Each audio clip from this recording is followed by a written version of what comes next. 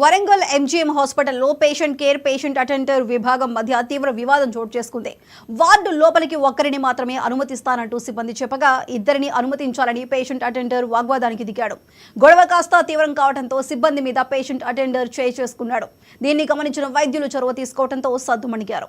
దీంతో తమ సిబ్బంది మీద దాడి జరిగినందుకు పేషెంట్ కేర్ సిబ్బంది విధులను బహిష్కరించారు.